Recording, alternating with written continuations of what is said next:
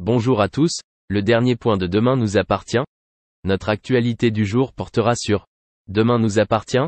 Spoiler, Raphaël a un terrible accident en rentrant à 7. Samuel est redevenu le centre d'attention. Depuis son retour à 7, il est devenu évident qu'il cachait quelque chose, mais il a tardé à le révéler à la police.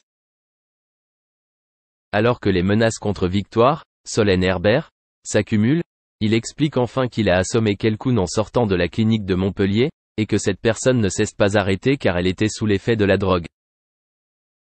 Georges parvient à relier les différents éléments et à le capturer. Raphaël vient de vivre un terrible accident de la route alors qu'elle rentrait à 7. Sa voiture est entrée lourdement en collision avec une autre voiture, créant un bruit fort et le puissant impact a secoué tout son corps. Cette scène horrifiante a effrayé Raphaël et, dans ce chaos, elle a eu l'impression que le monde était bouleversé.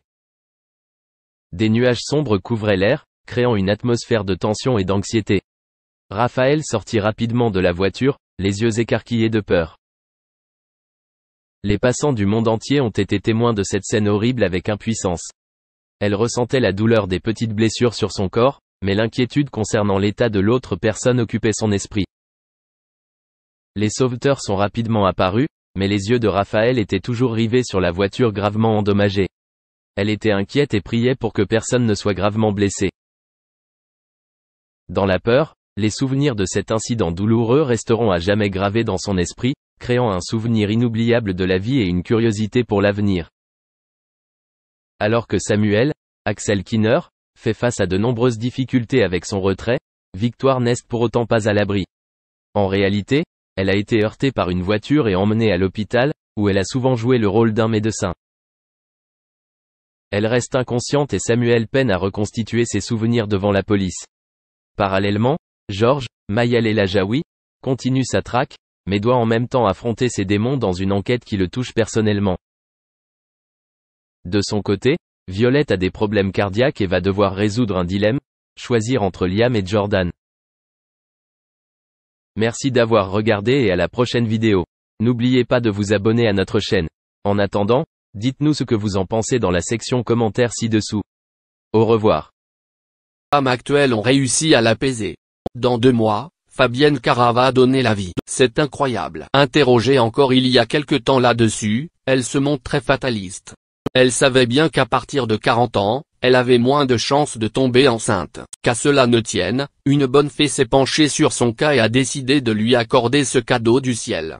Plus que jamais, elle rayonne et se dit prête à se consacrer à ce petit ange. Vu tout l'amour et la bienveillance qu'elle offre à ses fans, nous sommes convaincus que ce petit être va lui donner beaucoup de force.